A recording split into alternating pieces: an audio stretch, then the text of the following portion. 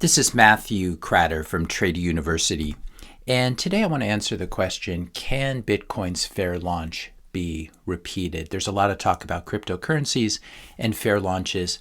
As part of this, I want to talk about as well what I mean by Bitcoin's immaculate conception. So Satoshi Nakamoto decides to launch his own new internet money. What does he do first? Does he first go to Silicon Valley to raise money? Does he meet with wealthy investors? Does he go talk to Andreessen Horowitz, A16Z, or Sequoia, or Multicoin Capital? Does he go meet with Bill Gates or Klaus Schwab to get their blessings and endorsement? Does he do a large pre-sale and pre-mine? Does he go on a roadshow to raise money?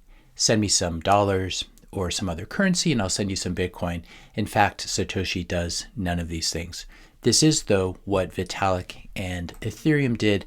They did a large online public crowd sale from July to August of 2014 where you could send them some Bitcoin in order to get some Ethereum. They also did a huge pre-mine where they awarded themselves and the Ethereum Foundation a large amount of the tokens. This was clearly an unregistered securities offering. There's a lot of data that can back this up. For example, we can see here Vitalik Buterin telling you why you should invest in Ethereum. This is what makes something an investment contract.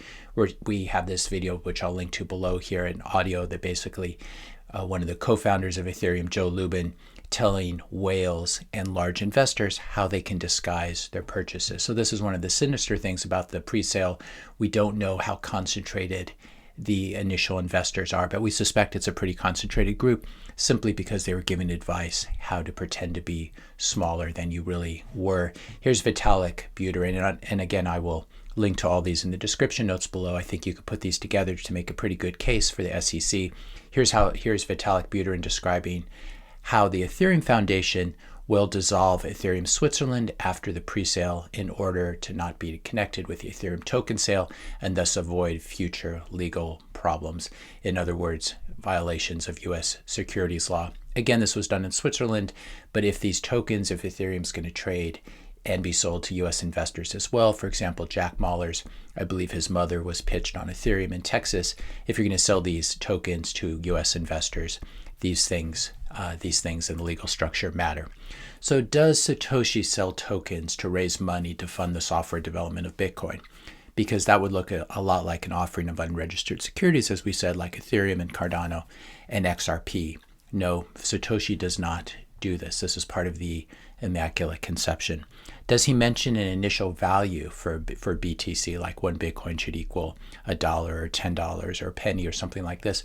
No, he doesn't talk about it at all. There's only one obscure reference where he says it might make sense to buy some or to mine some, to get some in order that in case it catches on. But Satoshi's not accepting money for these tokens. He's not selling them. He's not pre-mining them for himself, as we see. He simply just writes a white paper and some code and then releases them to a cryptography mailing list. We still have the archives of this. The cryptography mailing list was called metsdoud.com, and this the Bitcoin white paper, of course, was released on Halloween, October 31st, 2008. Here it says Saturday, November 1st, really depends on your time zone.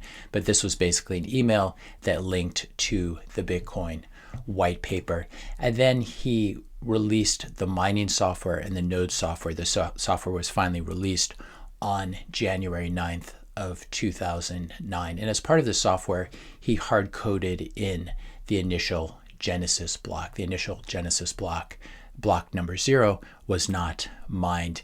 This was the Genesis block, and it contained the newspaper headline, January 3rd, 2009, Chancellor on the brink of a second bailout, because of course this was during the great financial crisis. Now, why did he include this newspaper headline? This is both a timestamp to show that this block, the Genesis block number 0, could not have been created before January 3rd, 2009, since it incorporates a newspaper article that was published on that date, i.e. there was no pre-mine of this block. And I should point out as well that the Genesis block, there's a quirk in the code where these 50 Bitcoin cannot ever be spent, even by Satoshi with his private keys. So this is both a timestamp to show that this block was not created before January 3rd, 2009. The story he chooses for this timestamp is also a critique of central banks and government bailouts, in particular a UK bailout of the banking system, i.e. this is good evidence that Satoshi was not just trying to create a new, better PayPal, as the Bcash crowd will tell you, but he was very interested in the issues of central banking, store of value, and how unfair government bailouts of the banking system are. If you're finding this video helpful so far, I just ask you to hit the like and subscribe button and also to leave a comment. So here's the Genesis block we can see here through the mempool.space block explorer. And if we scroll down, we can see that there's this note about the January 3rd article from the Times in the UK. Here's the 50 Bitcoin that can never be spent. And then we have the block after that, which was actually mined. It was mined, call it 6 days later on, I believe it was actually January 9th if you line up these dates, but it was a few days later after the software had been mailed out to the list. So this was the first block presumably mined by Satoshi. Why was he mining at all? He was mining to provide security to the blockchain since there were no other Bitcoin miners in the very early days. Hal Finney would join him a little bit later. These 50 Bitcoin by themselves currently have a value of 1.1 million, but they've never been spent. They've never been moved. And we know this because we can look at the blockchain. So that's the first two blocks, block 0 and block 1. Now, did Satoshi take advantage of his privileged early position to mine as many Bitcoin as possible before other people joined? No, he did not do this. In fact, he did the opposite. He seems to have been providing just the minimal amount of network security through his mining just to keep the blockchain going while he waited for other participants to join. In these early days, there were really essentially no Bitcoin transactions. I believe Satoshi sent some Bitcoin to Hal Finney. That's one of the early transactions.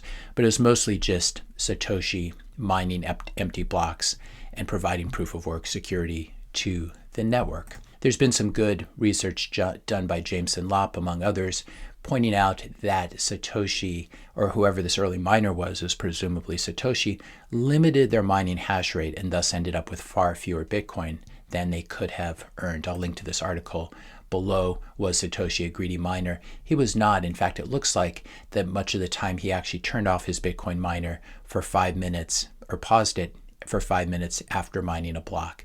So the real block time was something like 15 minutes because the block would be produced in 10 minutes and then he would stop mining for 5 minutes. So he was basically trying to do the bare minimum possible.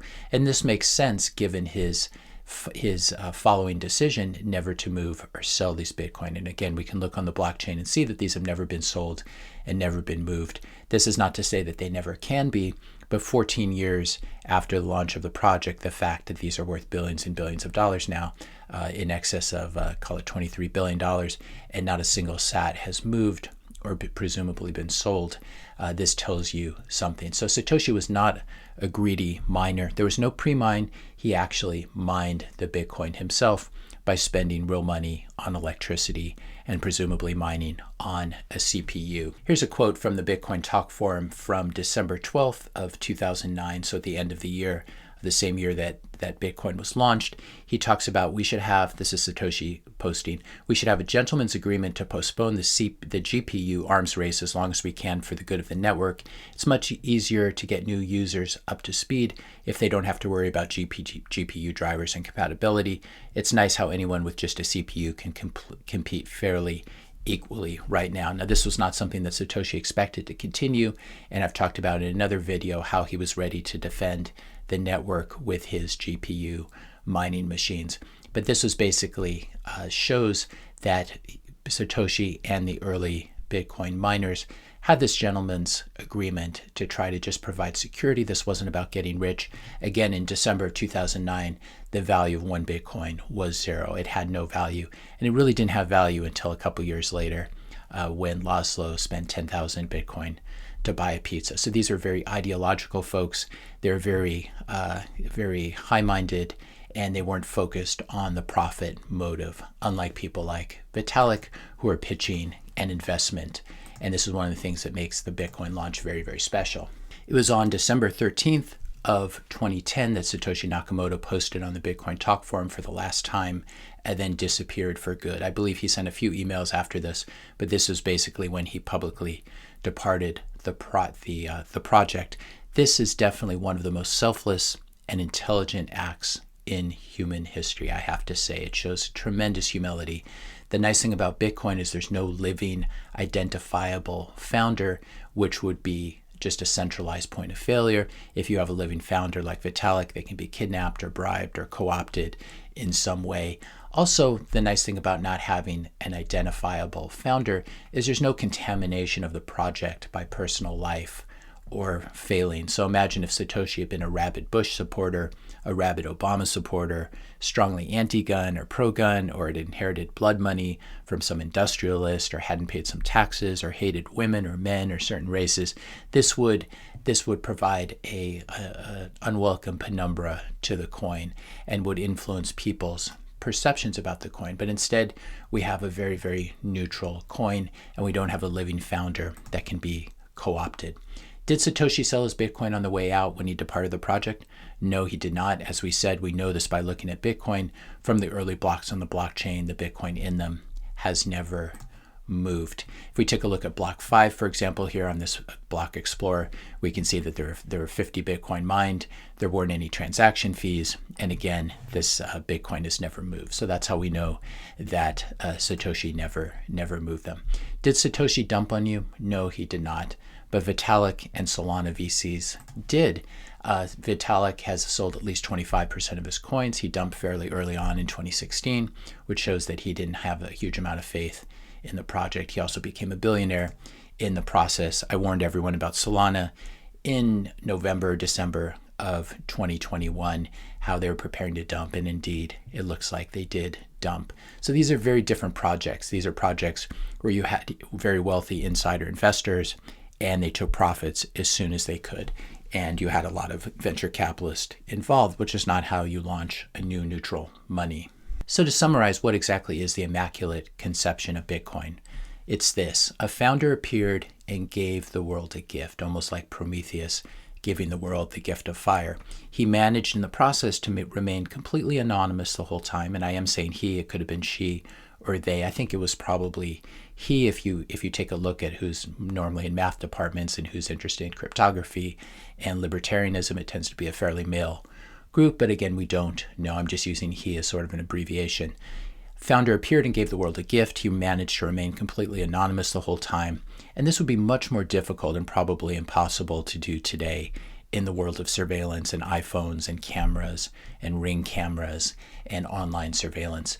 And then Satoshi disappeared and had the self-control never to harvest his massive wealth by moving or selling his Bitcoin. Or perhaps it wasn't strong self-control. Maybe he just passed away and was not able to access it. We'll never know. So let's say that you want to do a fair launch coin today. Can you do it and stay truly anonymous? Otherwise, you will become a central point of failure that can be threatened or bribed or otherwise co-opted. Here's the second question. If you want to do a fair launch coin today, are you willing to work for free? And can you find people to help you that are also willing to work for free? Can these people be trusted not to leak your identity if it gets leaked to them? And if you do all these things correctly, guess what? You are still going to be 14 years behind Bitcoin. Good luck catching up with Bitcoin's global brand recognition, globally dispersed node network, globally dispersed miner network, extremely strong social layer, and of course all the mythology and stories surrounding and memes surrounding Bitcoin and Satoshi. Bitcoin's creation or discovery, however you want to label it, is a historical accident or a historical blessing that is unlikely to be repeated. So the only question is, are you going to fight it? Are you going to go out and try to copy it like Solana did, or Ethereum, or Cardano, or XRP did, and in the process committing securities, violating U.S. securities law? Or are you going to do the smart thing and jump on the Bitcoin adoption train? There's only one crypto asset in cryptocurrency that matters today and that will still be here in 200 years from now, and that is Bitcoin and Bitcoin alone, thanks to its immaculate conception. If you found this video helpful, be sure to hit that subscribe and like buttons. Hit the notification bell if you want to be notified when I publish my next video. And let me know your questions and comments in the comment section below. Thanks a lot for watching, and I'll see you in the next video.